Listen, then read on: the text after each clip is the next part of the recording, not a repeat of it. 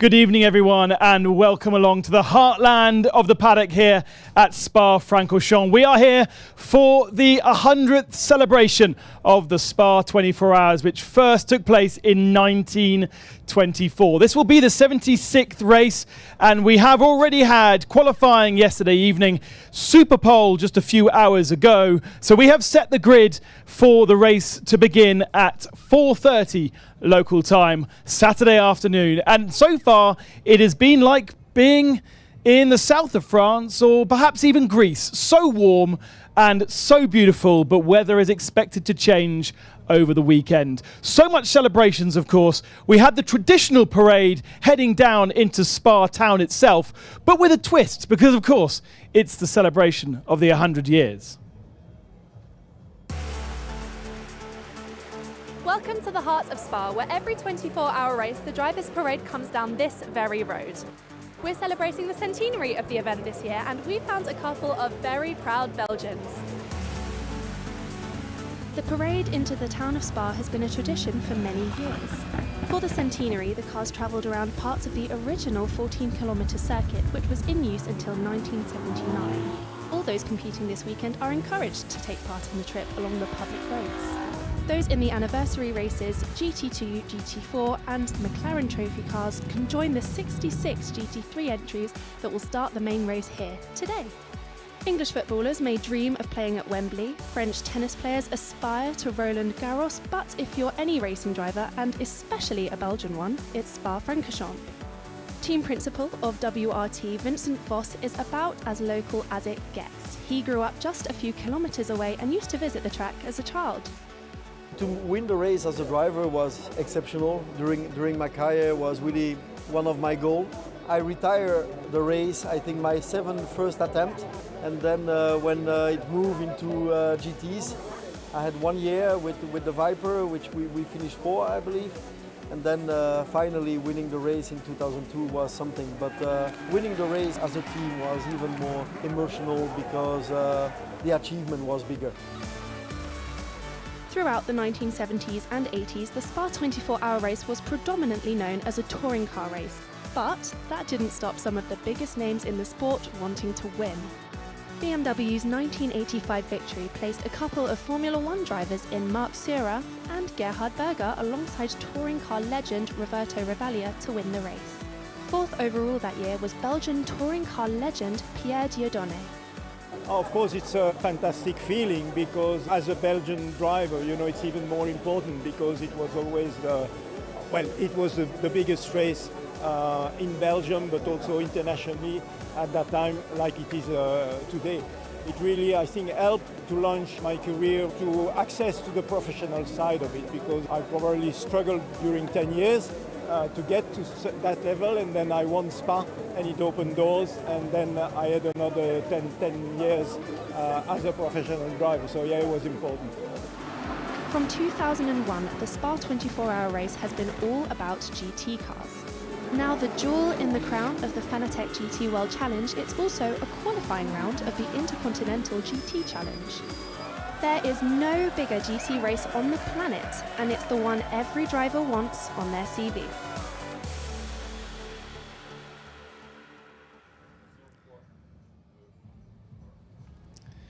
"67 cars on the entry list for the 24 hours, down to 66 that will take the start. 237 drivers, but just looking at that parade, it was so much more because there were 237 cars that took part in the parade, thanks to all of the historic and endurance cars that we have here as well.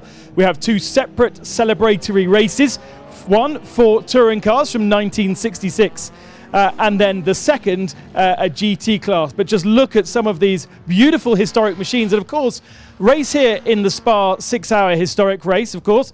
But some of these would have taken to the old 14-kilometre circuit and raced flat out through famous corners like Master and Bonneville. The circuit shortened in 1985 to pretty much what we have today. A slight difference in configurations for Eau Rouge.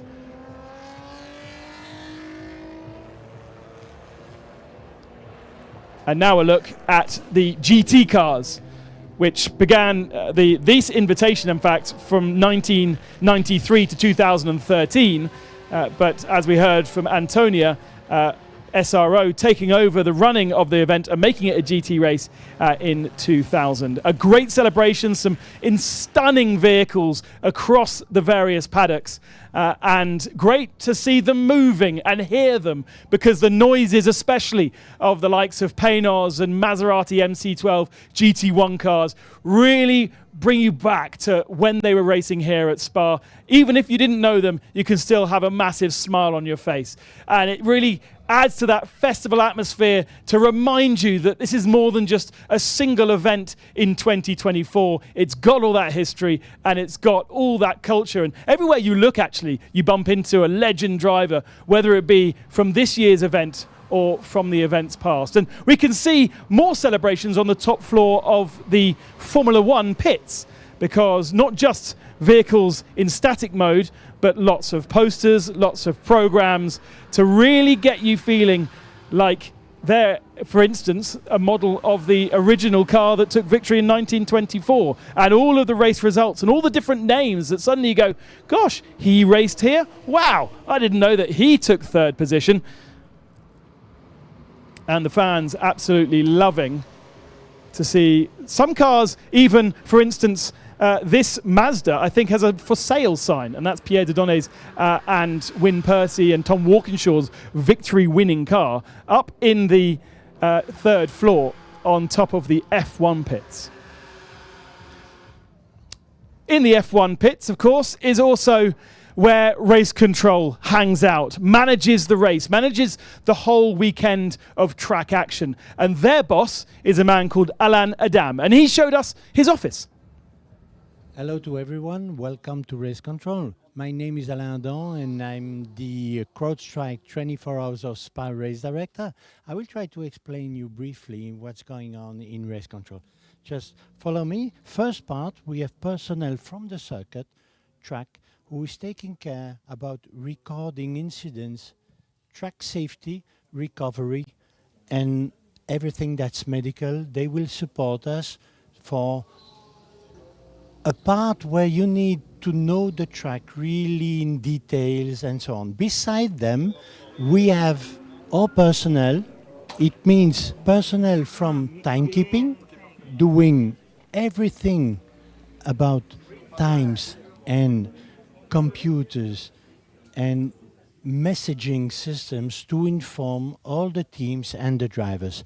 When you arrive on my position here, you can see that on my side, on the left-hand side, I have an assistant providing all the information straight to the team on the time messaging screen, like full course yellow, safety car procedures, red flag, and green and so on. Here in the center, I have a direct liaison with TV, where I can talk to the TV director, and I can also talk live on TV, so that means what's live on the TV presentation. On the other side, if you continue here, you see that small screen that's there. It's what we call the in-car marshalling system. So in each car, we have a small TV like this that gives information to the drivers immediately. In this case, you can see number 1 is yellow. It means we have a yellow flag in sector 1. Beside here, you have what the person we call the voice. So when I have something to say to the drivers, to the teams, he talks instead of me, because when I'm busy like now, he's still busy talking to the teams, providing information about the current situation. Like you can see on the screen, on the wall, on the top side, on the left-hand side, you can see currently we have an Aston Martin that is stopped and is now engaging things. As you can see, we have now the procedure full course yellow. Full course yellow appears on the screen and is giving a countdown immediately in the car for all the drivers. So in 5 seconds, all cars will be at 80 clicks per hour. In the front, we have what we call now the grip. It's a system we created to do all the reports and all the official documents on a computerized system.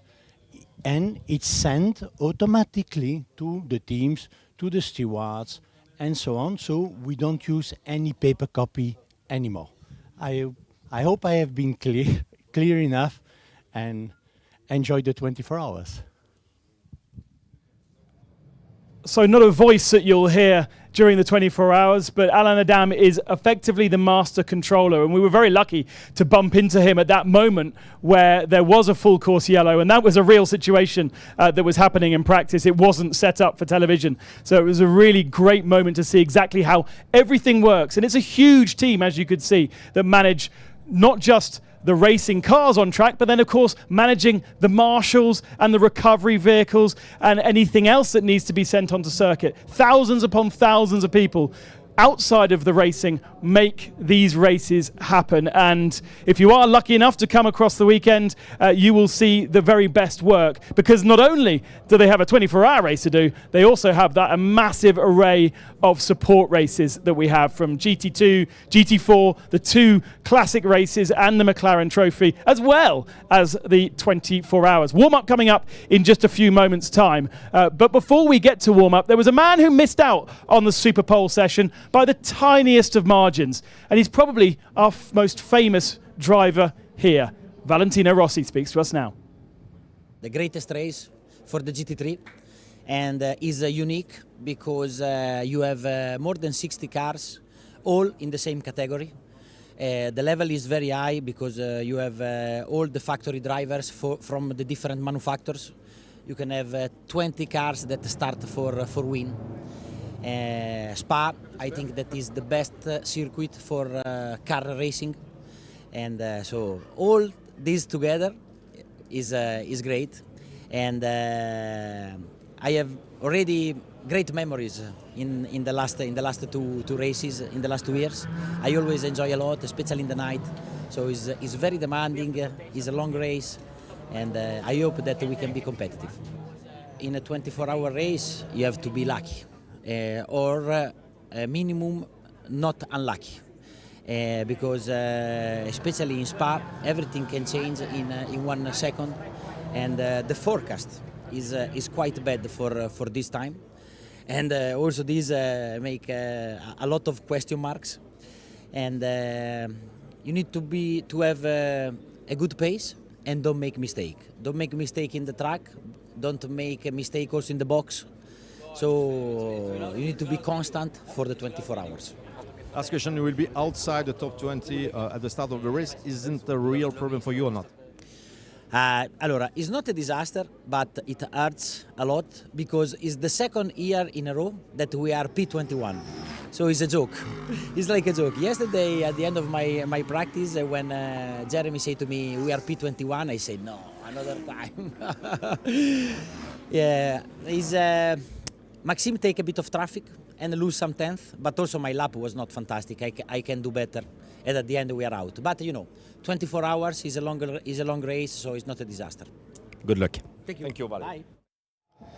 And Valentino Rossi coming off the back of a 24-hour race just a couple of weeks ago, but a very different 24-hour race, and that's why he considers this so special, because you have 66 cars of the same category racing on a 7-kilometer circuit rather than a longer circuit, and really the racing is incredibly intense. Spa, the best racing car circuit in the world? I concur. Let's have a look now at Super Pole, and the last fastest lap, pole position, went to Lamborghini. Here's John Watson and David Addison for you. So back to the Lamborghini. So Frank Pereira behind the wheel.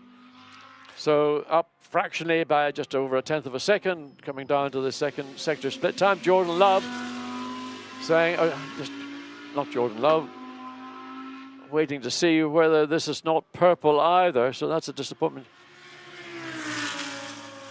There is pace in that car, but maybe in the circumstances, different weather, different ambient temperatures, Frank Pereira just hasn't been able to drag that last couple of tenths of a second out of the Lamborghini. But it's not all down yet. We've still got this final sector, and we know that 3 greens is good enough, and that's what Lucas Auer did until he got the purple in that final sector. up towards the timing line then. He has got to try and get into the 13s. It's not going to happen, I don't believe. He breaks the beam, and it's a 13.7. He's done it. He has gone quickest. Franck Pereira, last man across the line, and he's done it. It looked like he was going to be too far away from the line when he came out of the chicane, but Franck Pereira has nailed it. 2:13.718. And Maro Engel's expression says it all, but what an amazing weekend for the Grasser Racing team. Jordan Pepper last night, Franck Pereira in Super Pole. Wow. Wow, indeed. Incredible lap time. We've had 50 to 60% of the track resurfaced just before last weekend, and that really has had a massive effect on the circuit itself and the pace. Some of the drivers saying it feels like a completely different place because they're carrying so much more speed through some of the mid corners that lap broke a 16-year lap record. An amazing achievement from Franck Pereira, and we look forward to seeing just how tight it's going to be between Lamborghini, Mercedes and Ferrari going into the first hour at 4:30 local time. Now, if you are coming down to Spa tomorrow, or indeed you're watching from the campsites right now, here is some of the very most important information for you to enjoy Spa-Francorchamps and the 24 hours to its maximum. We have made a massive effort to put on huge concerts for you today from 7 until midnight. And then tomorrow from 5:30, we have Ice Cream kicking off the DJ set down in the fan zone. But Robin Schultz will be playing at 11 o'clock as the fireworks fly over the circuit at 11:30. There are 14 big screens around the circuit. There are also 14 grandstands around the circuit, about double what we had last year, and they're all free for you to enter. So as long as you've got an entry ticket, 50 euros as an entry ticket to get into the circuit, 80 if you want to come into the paddock. But you can go into any of those 14 grandstands. You can walk around the 7-kilometer circuit, find different vantage points, and I'll tell you what, in the middle of the night, down the Kemmel Straight or round by Pouan, there'll be a very, very special atmosphere. And of course, plenty of food stalls as well to get your fix of frites. And what else is there to say? The program is packed tomorrow from racing at 9:30 in the morning all the way through until a 1-hour grid build-up. If you've got those grid tickets, well done. It's going to be a packed affair with 66 cars and all of you guys doing your thing. It's an extra hour-long special. Look to the skies for aeronautical activities. And then the race kicks off at 4:30 local time. You might have to bring an umbrella if you plan to stay beyond midnight because there is some weather forecast as well. Tonight we've still got warm-up to come, and there's a GT4 race going into the night. Plenty if you are online to catch on the GT World website. If you're here on site, have a wonderful Spa 24 hours. Enjoy yourself and enjoy all of this race action from the 100th anniversary. Bye-bye for now.